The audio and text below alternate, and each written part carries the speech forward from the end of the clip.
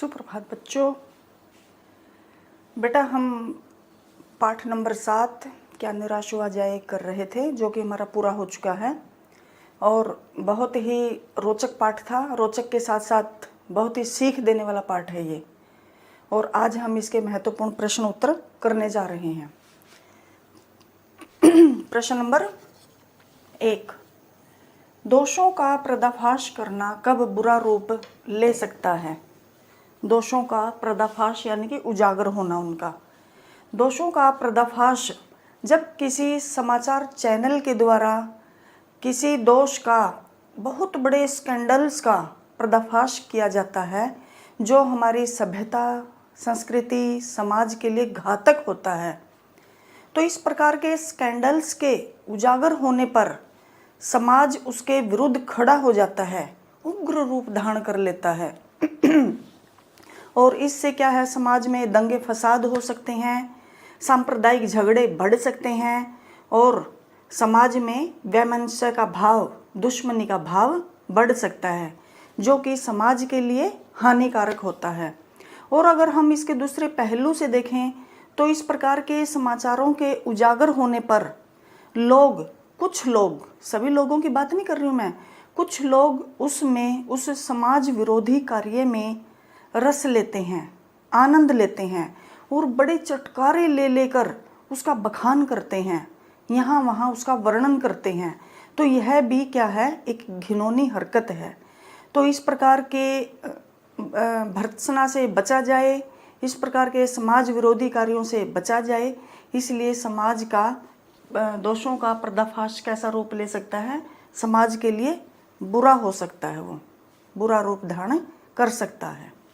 प्रश्न नंबर 2 है, समाचार पत्र या समाचार चैनल द्वारा दोषों का पर्दाफाश करने की सार्थकता पर विचार व्यक्त करो।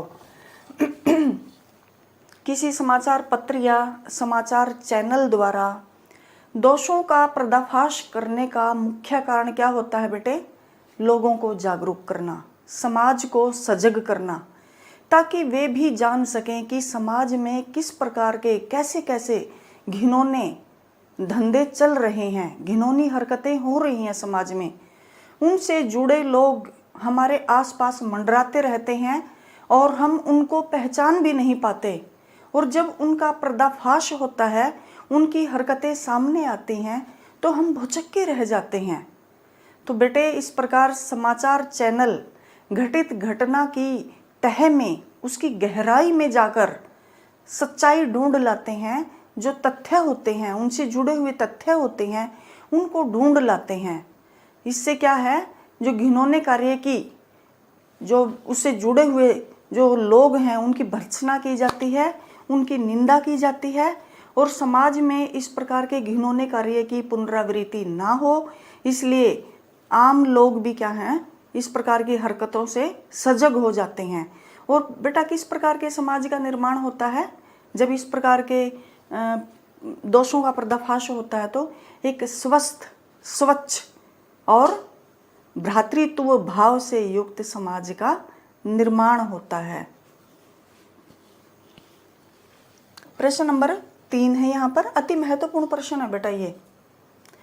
सच्चाई केवल भीरू और बेबस लोगों के हिस्से पड़ी है, इसका क्या कारण है, इसका क्या परिणाम रहेगा? सच्चाई केवल कैसे लोगों के? भीरू और बेबस लोगों के हिस्से पड़ी हुई है। लेखक का कथन है कि वर्तमान समय में चारों ओर छल कपट, बेईमानी, गोरख धंधे, चोरी, ठगी, यानी कि जितनी भी ये बुराइयां हैं, इनका माहौल बना हुआ है। व्यक्ति गलत धंधों का सहारा लेकर आगे ही आगे बढ़ता जा रहा है, तरक्की ही तरक्की करता जा रहा है। ऐसे गलत हरकतों से, गलत धंधों से, यानी कि वो कहते हैं ना, शॉर्टकट अपना रहा है, वो छोटा रास्ता अपनाकर, गलत रास्ता अपनाकर बुराई के मार्ग पर बढ़ रहा है और तरक्की ही तरक्की करता जा रहा है। जबकि ईमानदार और सच्चा व्यक्ति अच्छाई और सच्चाई का दामन थामे हुए कछुए की चाल से आगे बढ़ रहा है। मेहनत करने के बावजूद अभावग्रस्त जीवन जीने को मजबूर है। ऐसे में छल कपट कर आगे बढ़ने वाले लोग उसके बारे में क्या कहेंगे बेटा? जो छल कपट से आगे बढ़ते जा रहे हैं उसको कैसा इंसान समझते हैं? उसको भीरू, बेबस और कमज़ोर, दब्बू इंसान समझते हैं।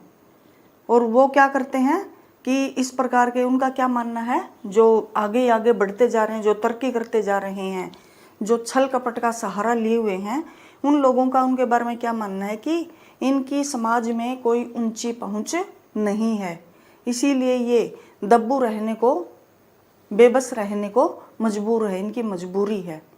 तो इस प्रकार सच्चाई और ईमानदारी को भीरू और बेबस क्या कहा जाता है कि सच्चाई और ईमानदारी तो भीरू और बेबस लोगों के हिस्से पड़ी है। तो ये 3 अति महत्वपूर्ण प्रश्न है बेटा, ठीक है। इनको आप सुंदर से लेख में अपने उत्तर पुस्तिका में लिख लेंगे। बाकी 2-3 प्रश्न हम अगली वीडियो में करेंगे। धन्यवाद।